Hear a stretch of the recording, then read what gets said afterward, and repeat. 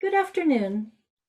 I'm Olivia Mattis. I represent the Sousa Mendes Foundation, and I'm so happy that you've chosen to spend an hour with us today. And I certainly hope that you've seen the brilliant film by Pierre Sauvage, Not Idly By, Peter Bergson, America and the Holocaust. We have quite a profound subject we're discussing today. It's not sort of the feel-good subjects that we have been presenting up until now. It's a lot more complex than that. I will let our moderator today, Dr. Mordecai Paldiel, introduce our speakers. And please start putting your questions into the chat box while they're speaking. There'll be a chance later in the hour for some Q&A. And now I'm going to turn it over to our moderator, historian, author, Dr. Mordecai Paldiel, who serves on the Sousa Mendes Foundation Board of Directors and who was at Yad Vashem for 24 years as the director of the Department for the Righteous. Dr. Paldiel, how are you today? Thank you. Thank you, Olivia. Welcome everyone to today's program, which features the role of Hillel Kook, better known as Peter Bergson, and not only alerting the Jewish and non-Jewish communities in this country to the expanding Holocaust taking place in Europe during the 1940s, but encountering various excuses that nothing much could be done until the final defeat of Nazi Germany. After a tireless public campaign in close cooperation with well-known film playwright Ben Hecht, and the support of public figures of all political persuasions, Democrats and Republicans, including, incidentally, the then US Congressman Thomas Alessandro, father of the current House Speaker Nancy Pelosi. Well, all these efforts led finally to the creation of the War Refugee Board by President Roosevelt and the sending of Raoul Wallenberg to Budapest, where he was active in saving thousands of Jews. A story so well known by many people. To tell us more about this courageous undertaking by Bergson, we have the following three speakers. First, Dr. Rafael Medoff, the founding director of the David S. Wyman Institute for Holocaust Studies, dealing with the US response to the Holocaust. And he's also the author of more than 20 books on the Holocaust, Zionism, and including the first scholarly book about the Bergson Group, titled A Race Against Death, which he co-authored with the late David Wyman. Dr. Medoff is considered the most proficient expert of the Bergson Group story, as well as the response, or lack thereof, of President Roosevelt to the plight of the Jews in Europe during the Nazi rule. He has also spoken out on what Jewish leadership in this country could have done more in efforts to stem the scope of the Holocaust. He will also show one of the New York Times ads of the time in which prominent figures from both sides of the political spectrum are listed as supporting the Bergson effort. He will then be followed with Dr. Rebecca Kook, daughter of the late Peter Bergson Kook, who is a professor of political science at Ben Gurion University of the Negev in Israel. Her research interests include the politics of memory, Holocaust commemoration, Israeli society and culture, as well as her father's legacy. She will speak of her father's membership in the Palestinian Jewish underground known as the Irgun, before its coming to the United States in 1940. Also of how Vladimir Jabotinsky, one of the major Zionist leaders at the time, inspired his work. Also, finally, why her father's role in rousing public opinion to pressure the government to take active steps to reduce the scope of the Holocaust that proved successful was not recognized in the Holocaust scholarly world afterwards, and he is still not given full credit for this achievement. Pierre Sauvage will then take it up. He is an Emmy-winning documentary filmmaker who was born while in hiding in Le Chambon, France. He produced several films, including the epic and award-winning story of Le Chambon, entitled Weapons of the Spirit. In the current film, Not Idly By, that I hope you all watched in preparation for today's program, Pierre Sauvage has the late Peter Bergson speak on the American reaction, Jewish and non-Jewish, to the mass murder of the Jews in Europe, and to his creation of what became known as the Bergson Group, whose protest campaigns helped shatter the silence surrounding the Holocaust.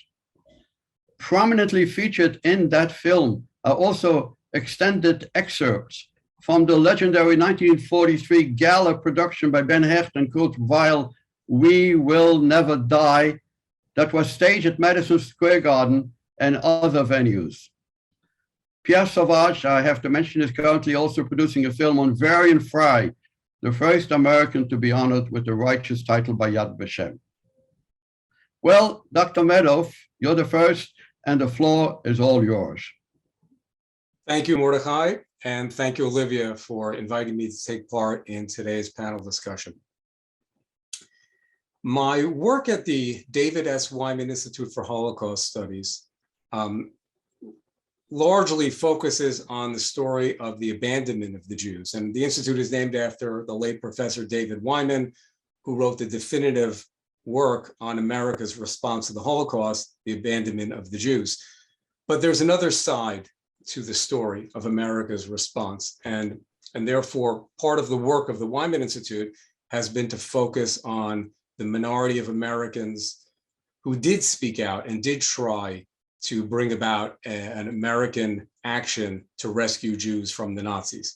And that's what led me to my research on Peter Bergson and the Bergson Group, now some 30 years later, and several books and many articles on the subject.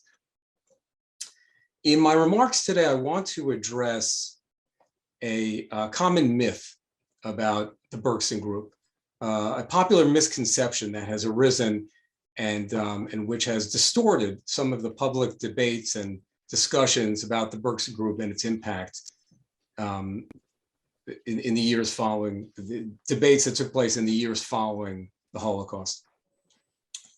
That misconception is that the Bergson Group was somehow on the right wing of the political spectrum, that they can be placed within a kind of a paradigm which sees the Bergson Group on the right end as let's say politically conservative, as if they're opposite from those who are politically liberal. In fact, that was not the case at all. And it's regrettable that in today's overheated political atmosphere where everybody is sort of assumed to be either in one camp or the other, and when we're all, many of us are quick to assume that someone is liberal or someone is conservative, someone is Republican or someone is Democrat. It's fascinating to look back at the people who in fact were active in the Bergson Group, including its leadership, and to discover that they did not fit any of our contemporary political categories. In fact, they did not fit into the standard Republican versus Democrat or liberal versus conservative divisions even of their own time. I want to start by sharing with you one of the newspaper advertisements that the Bergson Group placed during the Holocaust years. Altogether, Bergson and his colleagues sponsored more than 200 full-page newspaper ads in the New York Times and many other leading newspapers. Just one quick note about this phenomenon of the newspaper ads. Today, we are accustomed to seeing political messages broadcast through newspaper ads, but that was not the case in the 1940s, and it was especially not the case among American Jewish organizations, which generally were very reluctant to be seen as pushing Jewish concerns into the public arena. So the very concept of these ads was new and startling and very effective. This is one of the ads which appeared in a number of newspapers, 1943 and early 1944. You can see it has a typically jarring Ben Hecht authored headline, and this was deliberate. They chose headlines that they thought would grab the reader's attention in order to then set the stage for explaining the issue, that is the urgency of Allied intervention, of Roosevelt administration intervention to help rescue Jewish refugees. But I want to focus your attention specifically now on the names which appeared at the bottom of this ad and in general appeared on all the ads that the Bergson Group placed. It includes, as you see, the officials of the group, members of their board, chairman, vice chairman, and also a list of members or sponsors, supporters of the group. As we look at some of the individual names, you'll notice something very surprising for a group that has been tainted as being right-wing or conservative. Let's start at the very top. Peter Bergson, Hillel Kook himself, was, generally speaking, a man of the political left. But as we go down the list of names of prominent Americans who joined him in the struggle, we see a kind of a common thread. Max Lerner, for example, the prominent journalist and civil liberties activist. You see Ben Hecht there. When I saw the FBI's files on Ben Hecht some years ago, I discovered that J. Edgar Hoover himself thought that Hecht was a communist. Hecht was not a communist, but he was very much on the political left, leading to Hoover's suspicions about him. Under Hecht's name, you see US Congressman Will Rogers Jr. He was a liberal Democrat in California. Now let's look at a few of the names below them. Under the vice chairman, we see Dean Alfand. She was the head of the American Labor Party. We see in the same column Lisa Sergio. Lisa Sergio was an Italian left-wing political activist and radio broadcaster who came to the United States during the war. Below Sergio's name, you see another congressman, again, a liberal Democrat, Andrew Summers of New York. Moving to the right-hand side of this box of names, and I'm just picking out a number of names at random to illustrate my broader point. You see at the top of this next column, Stella Adler, the noted actress and acting coach, also very active in liberal political causes. Going further down, you see one rabbi's name. He was a reform rabbi. Further down, another congressman, again, a liberal Democrat, Samuel Dickstein. If we move to the final column, now we find something a little more interesting. There are two governors, two sitting governors, put their names on this full-page newspaper ad seeking to pressure the Roosevelt administration to save Jews from the Nazis. One is a Republican, one is a Democrat. Edward Martin of Pennsylvania was a Republican. J. Howard McGrath of Rhode Island not only was a Democrat, but he was also one of the senior leaders of the National Democrat Party. So here you have two very prominent figures, but on either sides of the political aisle.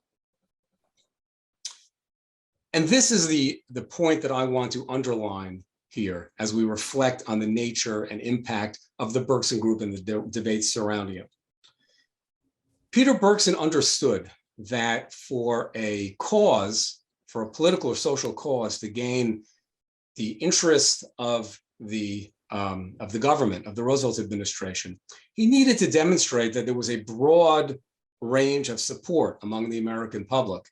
If he had come to Roosevelt with a series of just or heavily Republican or politically conservative names, it certainly would not have made a significant impact, because then officials of the administration would look at the list and they could dismiss it. These are our political enemies. There were many prominent Republicans who supported the Bergson Group, including at that time, the only living ex-president, Herbert Hoover. But Bergson understood that he needed to show this was a bipartisan issue. And in fact, rescue was what we would today call a consensus issue. I know there are not that many issues left today in today's political environment that we would call consensus issues, but there are some. And in the 1940s, Bergson set out with the political foresight to try to demonstrate that, in fact, rescue was a consensus issue.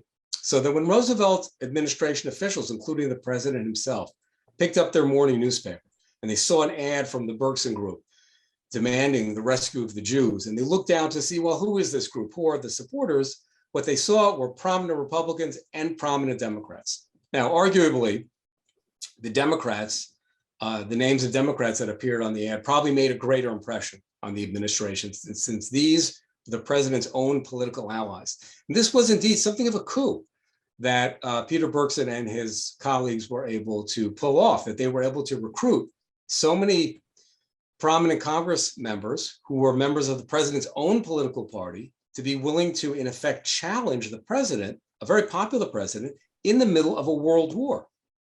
And yet they did so, and they did so alongside many of their Republican and conservative colleagues. As a matter of fact, this ad that we just saw also appeared, in addition to appearing in the New York Times and other newspapers where the Bergson Group paid for it, it appeared free of charge in the chain of newspapers published by William Randolph Hearst. That was more than 30 newspapers nationwide, which Hearst ran free of charge because of his sympathy for the cause of rescue. Another illustration of the point that I'm making.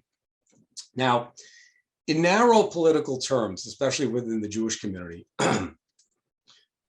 there's been a tendency in some of our post-war debates to look at the Bergson Group, to note that Bergson and some of his colleagues had been followers of the Zionist nationalist leader Zev Jabotinsky in the 1930s, and to therefore assume, well, that since Jabotinsky was a forerunner of today's Israeli political right and the Israeli Likud party, that therefore that puts Bergson and his colleagues in that camp.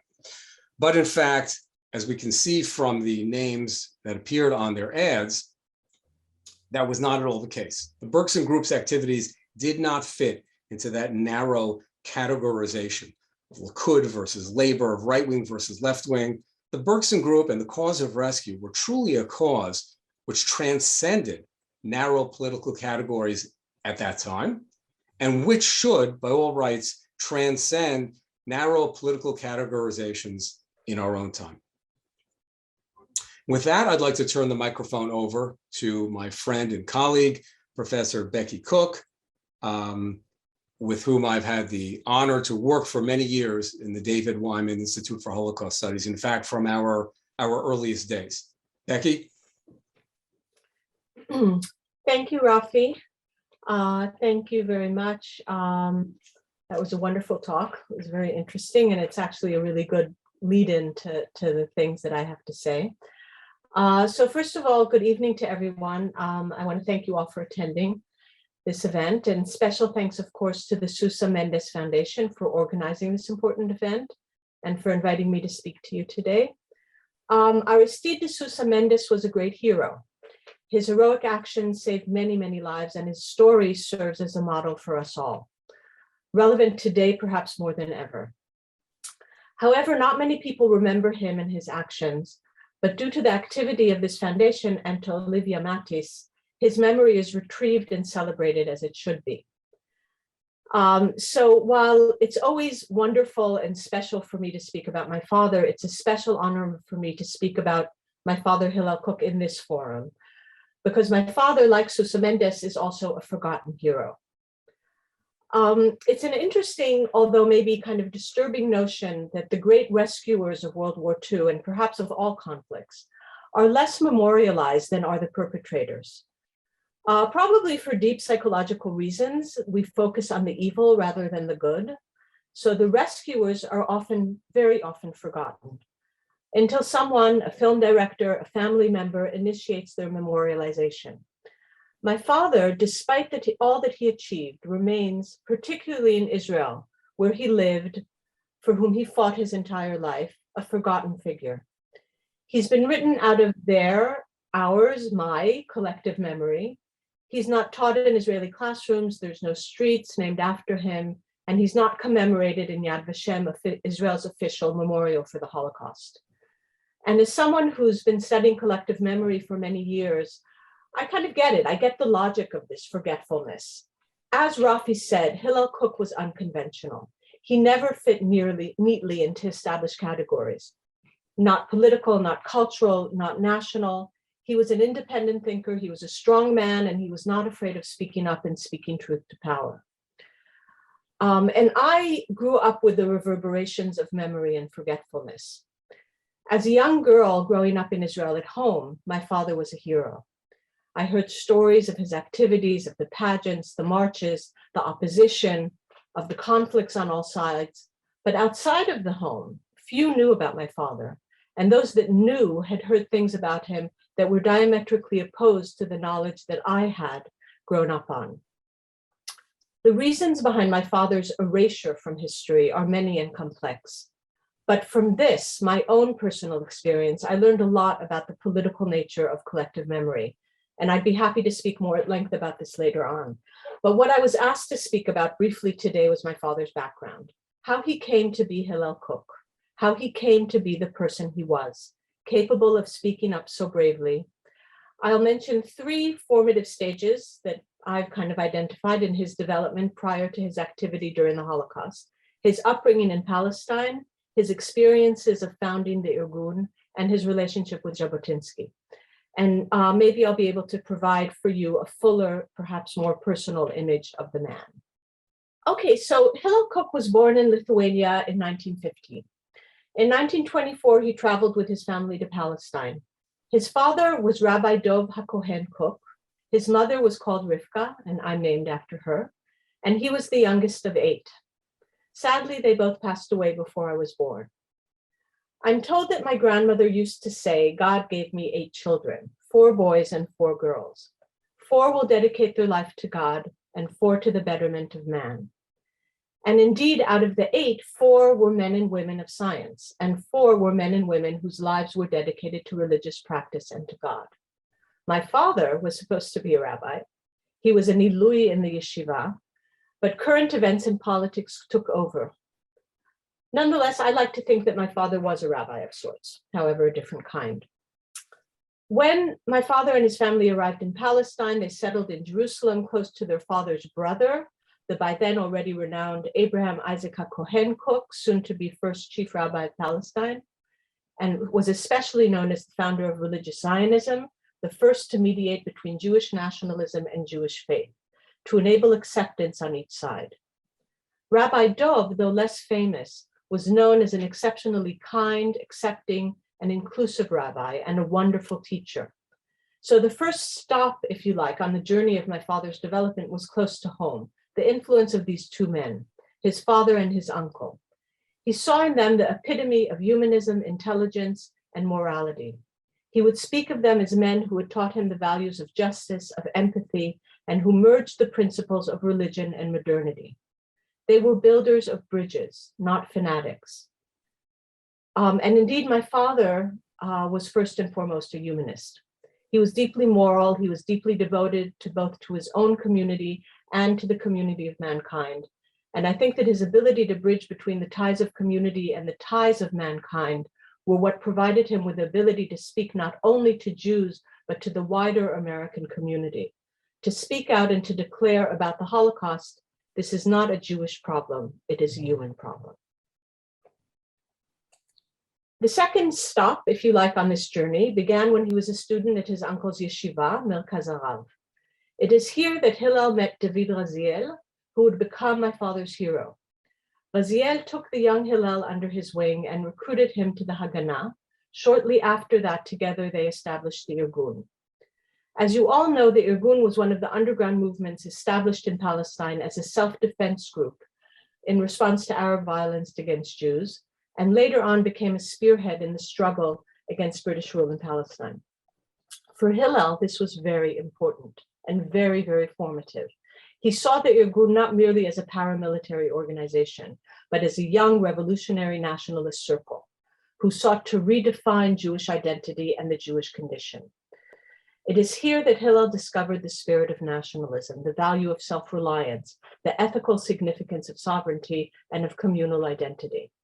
Not an identity that cancels other identities, but an identity that aims to ground one's own community within the larger community of nations. On a related note, as a young man, my father's favorite book was The Grey Wolf, a biography of Ataturk, the founder of modern Turkey. I have no doubt that in later years, he and his colleagues fashioned themselves as the Young Turks of the Jews, forging a modern secular nation state. And I have no doubt that it was his belief in the centrality of self-reliance that fueled his demands made towards the Allied powers to create a rescue agency that would recognize the Jews as a nation deserving of rescue, just as other nations subjugated by the Nazis. The third and final stop on his journey is what I call the Warsaw-London line. In 1937, as part of the head command, the Mifkada of the Irgun, he was sent to Europe to supervise illegal immigration to Palestine. For 2 years, he traveled across Europe, London, Warsaw, Geneva, Paris. In a world on the brink of war, it seemed like he traveled seamlessly, armed not with a passport, but only with a laissez-passer, granted to subjects of the empire's mandatory regions. And it was in Europe that he met Jabotinsky. Jabotinsky was the founder of revisionist Zionism. Rafi mentioned him earlier, and one of the most important Zionist activists and political thinkers. But he was also much more. He was a writer, a journalist, a translator, a visionary. And my father admired Jabotinsky, and with hindsight, I can definitely see the Jabotinskyan influence, the belief in national self-determination and in the primacy of politics. Politics was very important to him. In his talented public relations and his oratorical skills. Moreover, he imbibed Jabotinsky's liberal worldview, which forever molded him deeply. Jabotinsky's intelligence, his far-reaching knowledge, his worldliness. Until his last days, my father demanded from Israel to separate religion from state and religion from nationality, an echo of Jabotinsky's liberal nationalist ideology. In 1940, with Europe falling under Nazi occupation, Jabotinsky realized that the remaining Jewish reservoir of potential supporters lies beyond the ocean. Despite my father's young age, he was only 25. Jabotinsky urged him to join him there to promote his idea of a Jewish fighting force to defend Palestine and help the Allies in the war effort. And as you learned in the film, he arrived in New York in 1940, and that is where my father's political story begins. So just a few last words about my father after the war. After the war, he married my mother. He had me and my sister Astra. He served in the Israeli parliament, but retired from official public life in 1954, moved back to New York, where he pursued various business ventures. After my mother passed away, we moved back to Israel, where he settled. For many years, he tried to influence public life through a newspaper, political initiatives, to promote his vision of a liberal republic, but he never managed to regain his sense of purpose and achievement. In 1981, he was diagnosed with Parkinson's disease, and he passed away in 2001. I will conclude my presentation with this picture, which I think captures something very deep and very moving about my father's later years. In it, my father is perusing David Wyman's book. If you look carefully at the slide, you can see The Abandonment of the Jews. Published in 1984, it was the first historical narrative to give place to Bergson's efforts. And though my father always thought that they did too little and too late, the publication of Wyman's book and the recognition it received provided him with at least a small amount of satisfaction. For that, I will forever be grateful to the late Professor Wyman and to his colleague, Rafael Medoff. Until he passed away, my father never entirely lost his hope in promoting change in Israel, but he believed strongly that change would not come until the Jewish leadership worldwide would acknowledge their failure to act during the Holocaust. This screening, this discussion helps promote and bring forward that hope that he had. So thank you very, very much for your time and for listening to me. And I'm handing over the stage to Pierre Sauvage, an old friend by now. I'd like to count you as an old friend who made the wonderful film about my father. And Pierre, the stage is yours. Thank you, Becky. I'm delighted and honored to be on a panel with you, with Mordecai Paldiel, also an old friend, and with Rafael Medoff. And thank you, Olivia Mattis and the Susan Mendes Foundation for bringing us together and for co-sponsoring these virtual screenings of my film, Not Idly By, Peter Bergson, America and the Holocaust. I'd also like to thank filmmaker Larry Jarvik. It is in his remarkable pioneering documentary, Who Shall Live and Who Shall Die, that I first encountered Peter Bergson. I'm very grateful that Larry allowed me to draw on his footage, including his outtakes, what doesn't make it into a final film, but made it into mine. And of course, I was also pleased to get access to Claude Lanzmann's footage of Peter Bergson, Hillel Kook. The existence of these two sources allowed me to tell the story to a large degree from Peter Bergson's perspective, which is what I was interested in doing. I couldn't agree more with what Rafael Medoff said about the distortion of the political views of the Bergson Group. And I was reminded of a really unbelievable article that Hannah Arendt wrote in June 1944. Hannah Arendt, the great philosopher and refugee from Nazi Europe, who was actually helped by another rescuer, Varian Fry, although she never referred to it. And in that article, she goes so far as to question whether the Bergson Group's intentions had been honest, and to state that in their hearts, they believe that only an end that can be achieved by terror is worth their effort. And then she refers to the Bergson Group as fascists.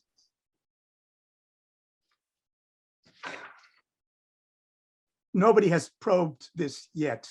It's about time somebody did. Now, I want to bring up one other thing. It's, to my mind, inescapable that the story of America and the Holocaust has particular resonance against the backdrop of Russia's brutal invasion of Ukraine. As we speak today, on March 29, 2022, we are in the third week of this invasion. As we know, the Ukrainians would like the West to establish a no-fly zone over their heads. Whatever one's opinion about this, it obviously has to be acknowledged that there would be tremendous risk in attempting to establish such a zone. What is painful to me about the inadequate American and American Jewish response to the massacre of the Jews of Europe is that there would have been very little risk involved. As David Wyman, indeed the great historian of the subject, put it to me one day, summarizing his frustration, we allowed them to believe that we didn't care. Isn't it about time that we started caring about what was done and what was not done? Mordecai, if you have anything you want to ask me, I'll be happy to try to answer. Pierre, thank you for your remarks. And as we discussed earlier, I have a few questions I'd like to ask you to elaborate and clarify. First of all, what is it that suddenly caught your imagination and interest in the Peter Bergson story after dealing so long with the Le Chambon story? That's my first question.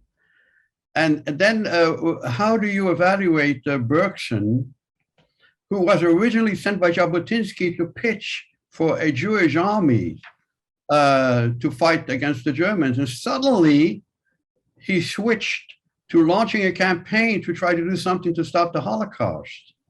After all, he was his background was Irgun. He was more interested in military matters when he left Palestine. What caused that sudden switch away from what Jabotinsky had asked him to do? My third question is... Can you hold on your third so I won't forget it? Let me answer the first two, or try. And okay. Actually, the second one, Rafi and Becky obviously would have probably more insight than I do. But as to my own, yes, my own attraction to the subject, I have discovered, I didn't realize this till not all that long ago, that I have an incredible attraction to people who might be characterized as in-your-face people.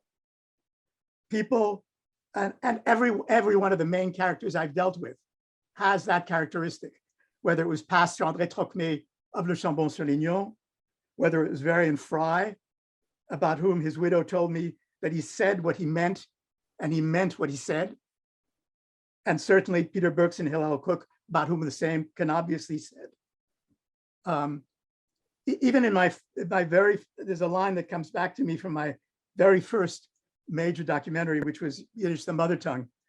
And I interviewed the editor of the Yiddish Daily Forward.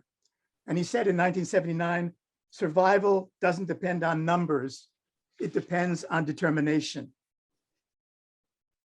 All my heroes have that determination. And I think that is what most struck me about Bergson, his passion, his eloquence, his obvious commitment. And it seemed to me that he was obviously right and fearless in expressing himself. Those are the kinds of people that I admire. Why he switched from the Jewish army, and by the way, Hannah Arendt, also in that same article, says she questions whether the Bergson Group ever gave serious thought to a Jewish army. So she absolutely questions everything about Bergson, top to bottom. I think, as is underscored in the film, I think the realization and why this didn't happen to every Jew in America, the realization that the Jews of Europe, many of whom were their relatives, were being massacred, required a change in focus. It was no longer a matter of trying to assemble a Jewish army. It was a matter of trying to influence the powers that be. And he was in America, and he focused understandably on America and on the Roosevelt administration to get them to do everything that can be done to influence a policy. It was an incredibly wise change in focus. Okay, finally, thank you. Finally, quickly, when will we have the chance and the pleasure to see your forthcoming film on Varian Fry? Is it something that is coming up very, very soon? Thank you, Mordecai. And Mordecai is one of the stars of the documentary. That's not the reason you asked the question, but No, no. I have to mention it because he's incredibly eloquent in the film, as he would be given his prodigious understanding of the rescuers. I mean, nobody on this planet knows more about the rescuers of the Holocaust than Mordecai Paldiel, and it is really always a privilege to be with him. And he knows a lot about Varian Fry. The film will be coming out next year. I'm in the process. I'm waiting for some grant applications that I think for the answers to some grant applications that look promising. And it's a project. Let me just say, Mordecai, it's a film I've been nursing, as you know, for decades. It's a subject I care about deeply, but it will also help to underscore, maybe in a way that even the Bergson film doesn't, the degree of the American responsibility, because the heroes of my And Crown Thy Good, Varian Fry and the rescue crisis, Marseille, 1940-41. The heroes of that film are the Americans. I must tell you, the villains of that piece are the Americans.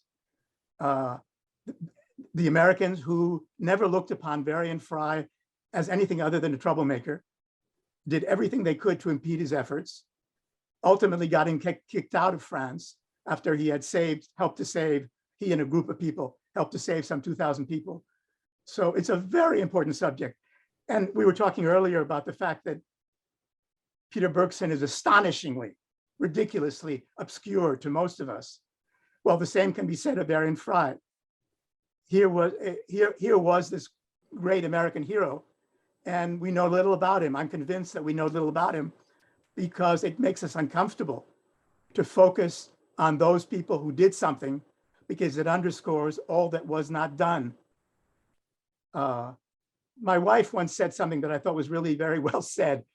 She, the line after the war that people repeated was, we couldn't have done anything. And my wife pointed out, she said, the people who were saying we couldn't do anything were the very people who hadn't done anything. Very good. It was possible to do a lot. Okay, so I just want to mention that all three of you will have a chance, Rafael, Rebecca, and Pierre, later on for some final thoughts to expand on what you have spoken now. But before that, I want to turn over the floor again to Dr. Olivia Mattis. So there are a lot of questions in the chat box. We will get to as many as we possibly can. Dr. Paldiel will moderate them. But first, it's just my time to take the floor back for some announcements.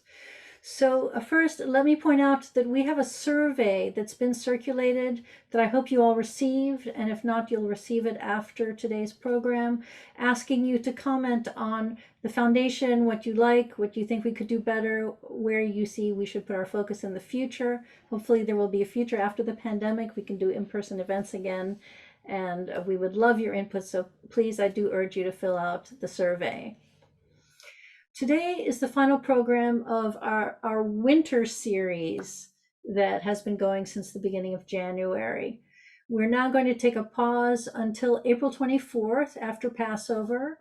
And I wanted to entice you to sign up for our first couple of programs after Passover. So on April 24th, we're focusing on Albert Einstein, who is, of course, the most famous Holocaust refugee, aside from being what we all know him to be. So there's a film called Albert Einstein, Still a Revolutionary, and we have a fabulous panel, and I urge you all to sign up. I'm going to show you a trailer in just a minute. The week following that program, we're turning to the island of Jamaica and looking at its Jewish history, both from the time of the Inquisition and the time of the Holocaust, because the island of Jamaica served as a safe haven for Jews for many centuries. And that's a fascinating little piece of history you'll want to learn about. The Jamaica program is a free program. The Einstein program, like today's program, will require tickets. Donations are of any amount of your choosing. We do recommend the number 18 or high, standing for life. If you're able to give more, please do so. And if it's a hardship, please, whatever you can give is fine with us. We just want you to be there. Now, I do warn you, in this trailer you're about to see, it starts out with a group singing, a group of young people shouting, "Rah, rah, Einstein," when he comes to America. So it starts out kind of loud, so just a bit of warning. Anyway, here is the trailer to the Einstein film.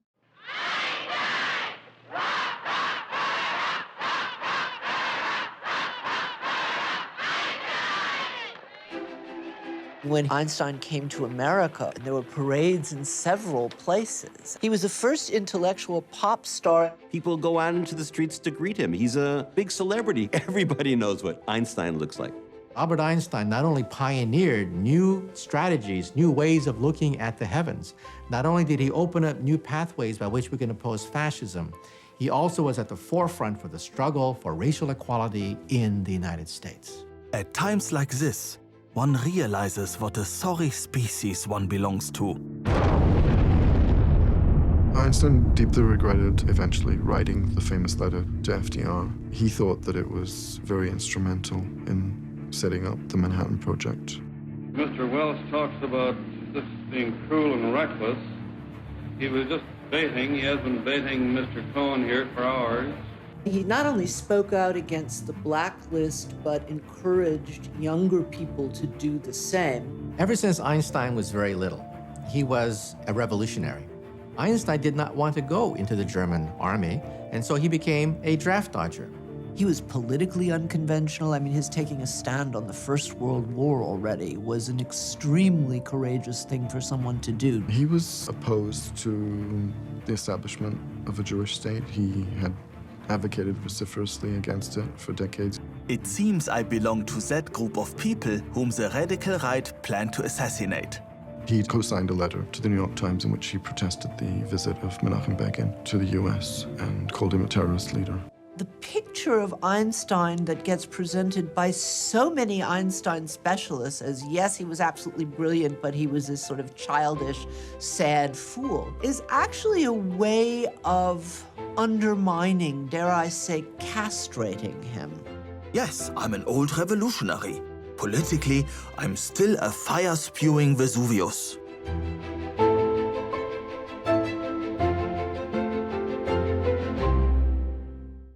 So please join us for that program. I hope you'll sign up.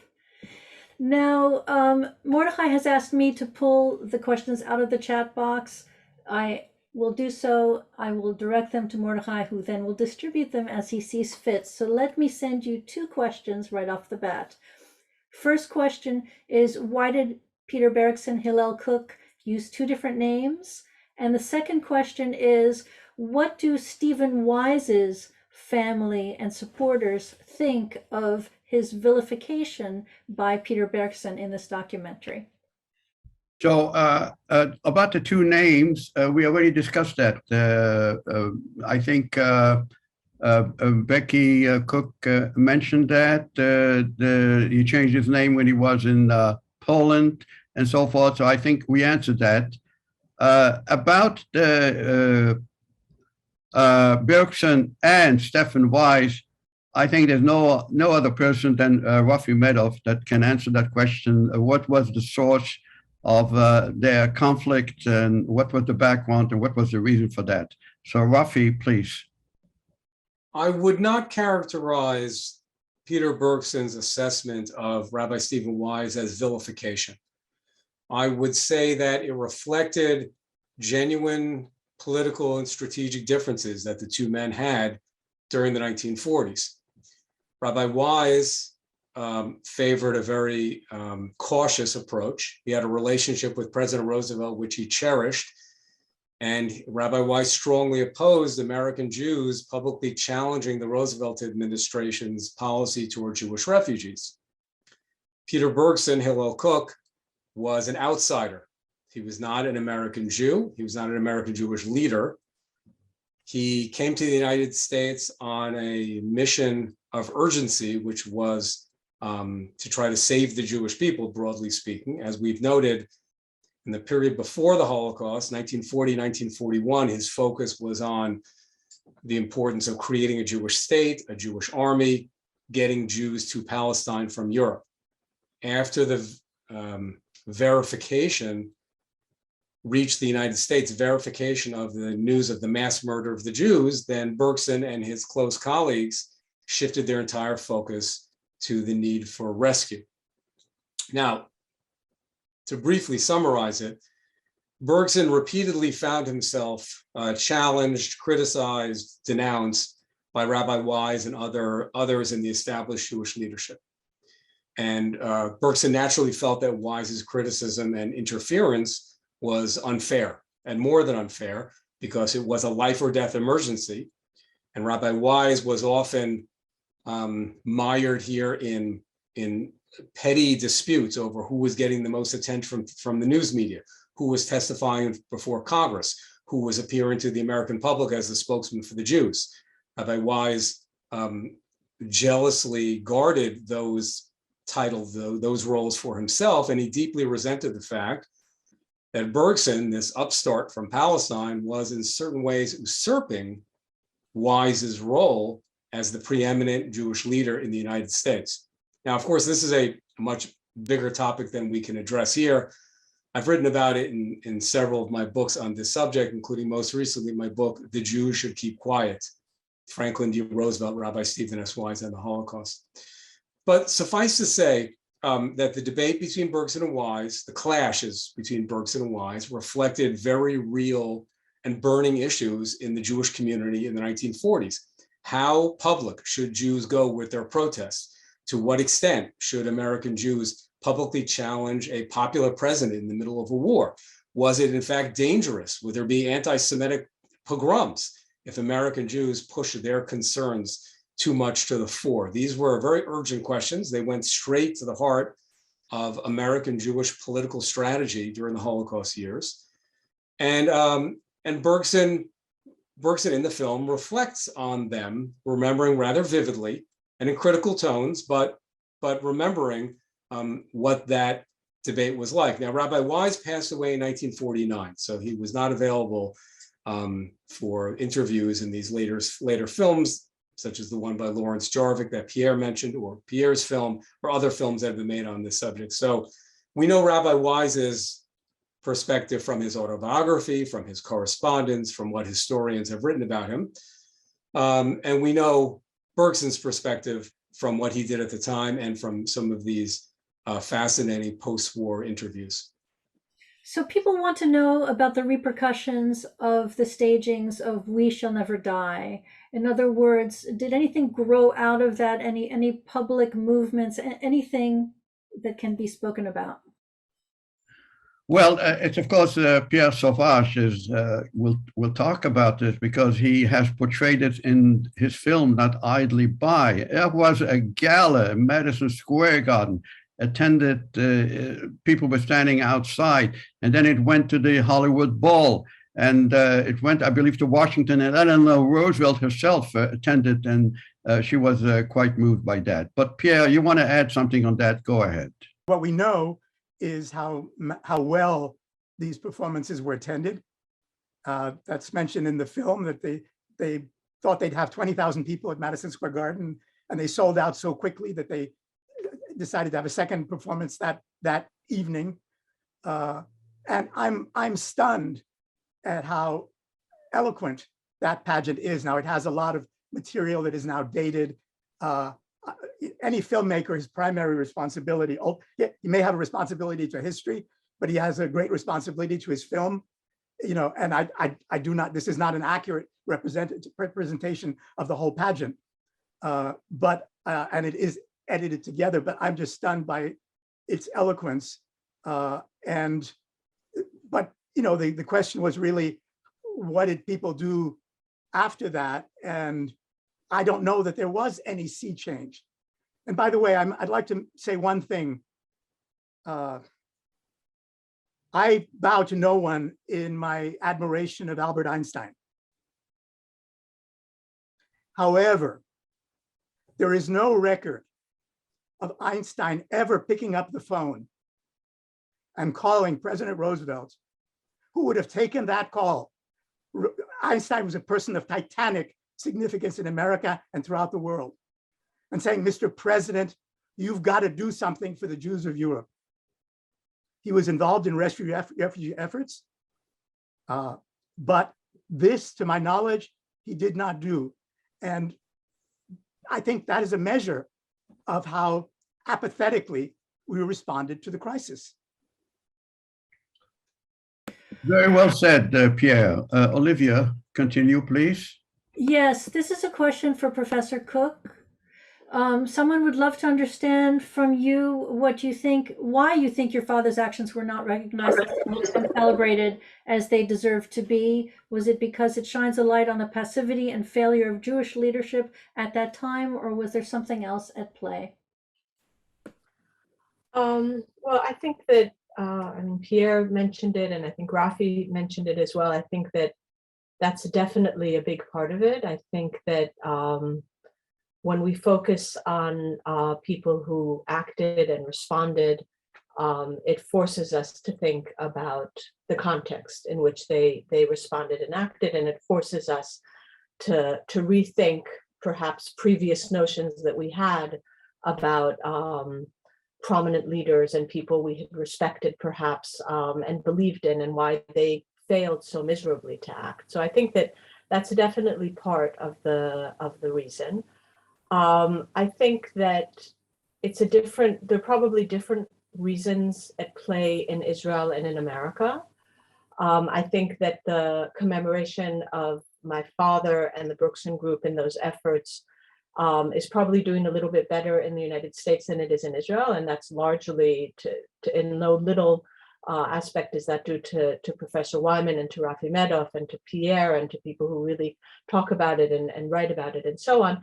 And in Israel, there's, this kind of brings us full circle back to what Rafi said about the Bergson Group in general, and my father being kind of pigeonholed as radical right wing or as being on the right. And I think that the politics of memory in Israel, as in many other countries, is highly political. And my father was rejected by labor movement, the ruling party in Israel, led by Ben-Gurion and other Labor Party leaders, because he was affiliated with the right-wing Cherut party and with Jabotinsky, who is conceived of as right-wing. And so the memory of the Bergson Group was erased by the left because he was seen as right.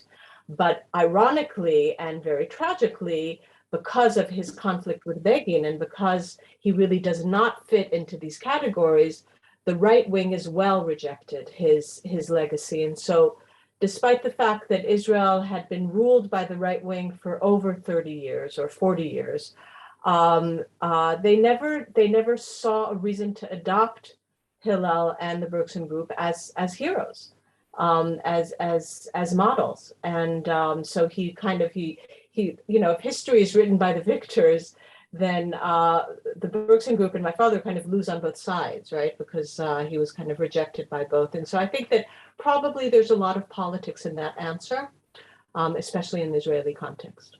Yeah, I just want to add to that. You mentioned Ben-Gurion. Ben-Gurion himself was a great admirer of Jabotinsky, although an opponent. They met several times, and they almost concluded an agreement, which didn't go through. But privately, he was, and some claimed that he was actually doing what Jabotinsky had advocated. But it's very strange that when Ben-Gurion was prime minister, he didn't allow for Jabotinsky to be reburied in Israel, as Jabotinsky stated in his last will. And it took the successor of Ben-Gurion, Levi Eshkol, who was also the Labor Party, to agree for Jabotinsky to be buried. I remember I was then a student at Hebrew University. I remember the funeral that took place in 1965 when Jabotinsky's remains were buried on Mount Herzl. Well, Ben-Gurion is renowned for thinking one thing and writing another, or believing one thing and acting in another way. And my father met with Ben-Gurion numerous times. Mention of these meetings is erased entirely from his diaries. So I think there's a tradition of that with Ben-Gurion. They really got along very fine. I think we are coming to the close of the program, so we want to give some final words again to the panelists, some final brief thoughts on Peter Bergson. So I will start with Dr. Medoff, and then Rebecca Kook, and finally Pierre Sauvage. So Rafael Medoff, your thoughts. Thank you, Mordecai. One further thought on this question of why Bergson and the Bergson Group were cut out of American Jewish history for many years. We've referred to the fact that Bergson recognized the Holocaust as an emergency. And indeed, the Bergson Group, through much of its work, was known as the Emergency Committee to Save the Jewish People of Europe. After Israel was established in 1948, the Bergson Group voluntarily dissolved. I don't know if there's another instance in these hundreds of years of American Jewish history in which an organization chose to go out of business. But Bergson did not see himself as being a permanent professional Jew, so to speak. So he disbanded the group. Now, the other protagonists in this story, Rabbi Wise and the American Jewish Congress, the American Jewish Committee, B'nai B'rith, the other major organizations, well, they continued on. These organizations with offices and staffs and budgets. The leaders of those groups wrote autobiographies. Rabbi Wise wrote one, Nachum Goldman wrote one, Meyer Weisgall wrote one. And so the people in that camp, in the camp of the established Jewish leaders, they set down what we would today call their narrative of the events of the 1940s. Whereas the Bergson Group looked at it differently. They had come to America on a mission. Their mission was completed with the establishment of the State of Israel. They went to Israel. And as we've noted, Bergson, Hillel Kook, and several of his colleagues served in the Israeli Knesset. So the people who were left on the American Jewish scene were the ones who, in a sense, were dictating how the story was to be written. The groups like the American Jewish Congress and the American Jewish Committee, their papers, their documents, their internal records were deposited in various archives in the United States. And so when scholars began in the 1960s to look into the question of America's response to the Holocaust and American Jewry's response to the Holocaust, the collections that were available were those of the established groups. The Bergson Group collection at Yale which had been mentioned, was not established until 1973. And so, in a sense, precisely because Bergson was only looking at this issue in terms of saving lives and was not worried about how he would look in the historical record, he and his colleagues did not do much of a very good job of establishing what had really happened, and that allowed others to run roughshod over him. So people who were personally jealous, like Wise and others, people who had political axes to grind because they associated Bergson with Jabotinsky, people who had all sorts of reasons for not wanting to mention the Bergson Group, then just didn't mention them. And if you look at some of the early works in the field of America's response to the Holocaust, you'll find that the Bergson Group was barely mentioned, if at all. And that changed much later. And Professor Wyman's book was a landmark turning point in that respect. But there were other scholars as well around that time, Monty Penkower and several others, who kind of broke through that another curtain of silence and began talking about the contributions of the Bergson Group. But that's part of the reason that museums were very slow to recognize the Bergson Group, and some, like Yad Vashem, to this day do not recognize it. Part of it has to do with people getting used to a certain narrative, and then it takes a very long time for the full story to come out in scholarship and then to reach into the public arena. Rebecca Kook, your final brief thoughts, please. Yeah, I want to say two things. One thing, just kind of in response to Rafi, that I think that if we're talking about narratives, I think that it's really important to also mention that part of the dominant narrative about the Allied response to the Holocaust, or the free world's response to the Holocaust, was that part of the dominant narrative in Israel, at least, is that the whole world was against us, the whole world is against us, and the whole world will always be against us. And that there was nothing to do, as Pierre mentioned, that there was nothing to do, we couldn't do anything. And I think that's part of a very complex and very disturbing narrative of victimhood and lack of power. And I think that erasing Peter Bergson's and the Bergson's Group effort allows people to maintain that narrative.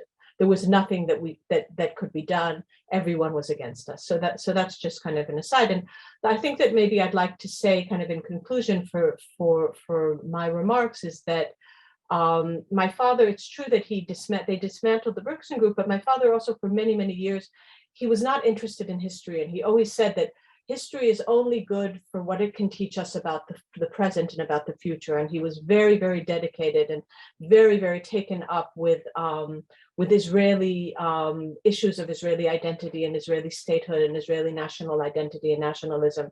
And he felt very, very strongly that the connection between the past and the present and the future lies in the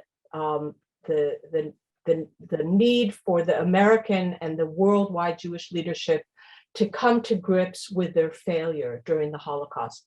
And without doing that, without really having a cheshbon nefesh, as we say in Hebrew, Israel will never be able to establish itself as a normal, healthy, functioning nation state. And in that sense, he did think about history. And that, in his mind, was the big tragedy, or one of the big tragedies of his silenced past. Thank you. My good friend, Pierre, some concluding remarks, please. Yes, well, I guess one of the things I want to underscore is my belief, as paradoxical as it may sound, that we are afraid of rescuers, that rescuers are very challenging to us. They hold us accountable. Next to Hitler and the Nazis, we're all wonderful. Next to the rescuers, we have deep questions to ask ourselves. Now, I want to underscore that it's not a matter today of being self-righteous about how people acted in those challenging times. Those were very challenging times. We have our own challenging times, and we should judge our conduct today in responding to them. But it's not a matter of being smug about those people. But the question is, as Becky was saying, I couldn't agree more, that the question is whether we are willing to make the effort to face honestly and openly what that past consisted of, the choices that were made, the choices that were not made. And I hope that Not Idly By helps us to do that to some extent. But I want to leave you with one final quote. Rafael Medoff mentioned the historian Monty Penkower. He spoke with Stephen Wise's daughter once, and he recounted what she said to him. Apparently, she had said, Eleanor Roosevelt had said, she was a friend of Eleanor Roosevelt's. She used to sleep over at the White House. And apparently, Eleanor Roosevelt had said this to her in 1941. This is the wife of the president. And she said, "One of the things that troubles me is that when people are in trouble, whether it's the Dust Bowl or the miners, whatever it is, and I see the need for help, the first people who come forward and try to offer help are the Jews. Now, in these terrible days, when they need help, why don't they come? Or when they come, why do they speak in a lower fashion?" Very appropriate words, Pierre. So before I turn over the mic to Olivia Matters, some concluding remarks by me. First of all, I just want to point out what a charismatic person Peter Bergson must have been. He came to the United States, a foreigner. He didn't know anyone. He was able to gather so many prominent people to his cause. So he had a lot of charisma. So I take this occasion to wish all of our wonderful audience a most happy Passover and ask you for your continued support of the work and activities of the Susan Mendes Foundation in highlighting acts of goodness and humanitarian help. Olivia, please take the mic. Thank you, Mordecai, for moderating so brilliantly, and thank you to our wonderful panel, our beautiful audience that comes week after week. I reiterate Mordecai's wishes to all of you to have very nice celebrations, Passover, Easter, or whatever it is that you do with your families over Zoom or in person in the springtime. And we will resume on April 24th with the Einstein program, followed by the program on the Jews of Jamaica, and many more programs to come. You'll have information coming to you this afternoon there about signing up. There were questions about how long the film will be available to us, and Pierre has graciously allowed us to have the film available until tomorrow night, Monday night. So if you haven't yet seen the film, you have until Monday night to do so. Typically it's 10 p.m. Eastern time, but I'll leave it to Pierre Sauvage to determine what time is the right time to take the film down. Anyway, my wonderful thoughts to all of you, and have a great rest of your day, everybody. Bye-bye.